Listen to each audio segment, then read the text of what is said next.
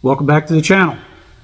Today we're going to be looking at a carburetor. This one is off the 69 Boss 302 that we just fired up in the previous video.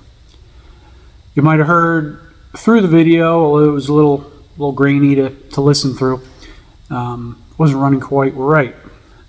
What I did is, off camera, I went over the carburetor a little more, used my vacuum gauge, and discovered at an idle this engine's making only 5 inches of vacuum. What I do know about this engine, it has a roller cam in it and it's fairly aggressive, so I'm assuming that's the cause of the low vacuum due to the, I would guess, the overlap in the cam. So what we're going to do, we're going to open up this carburetor and take a look at the power valves. My guess is they rebuilt this carburetor for stock application. Probably put a 6.5 opening rate inches of vacuum, or maybe an 8.5 inches of vacuum opening rate power valve in the front and the back. And that could create a huge problem. What happens with power valves, I'm no carb expert, but I've worked on enough of them, is if you have an opening rate that is higher than what the actual idle vacuum is, you're going to be having your power valves open at idle, dumping raw fuel into the engine, and that's not a good thing. So what we're going to do is open this up and we're going to see what we have inside.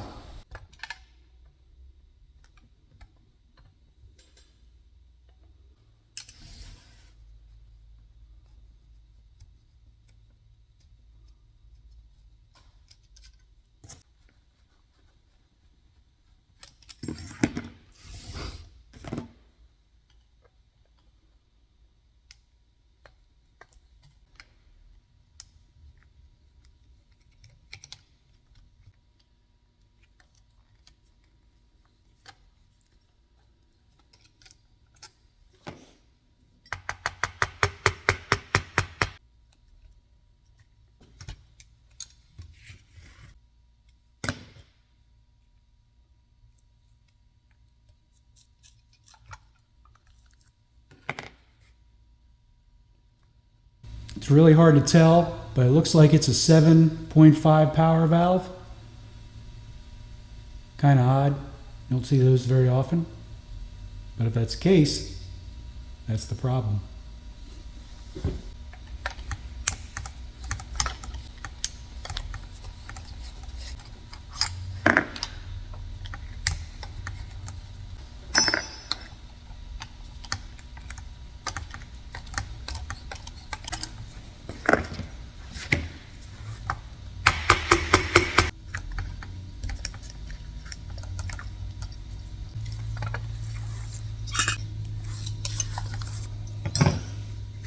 No power valve. So what I'm going to do is exchange that 7.5, that's what it looks like, 7.5 inches opening rate power valve for a 3.5 inch opening rate power valve. That should get us below 5 inches of vacuum at idle that this engine has, and keep the power valve closed until you hit the throttle and the vacuum goes away. That's what actuates the power valve. So.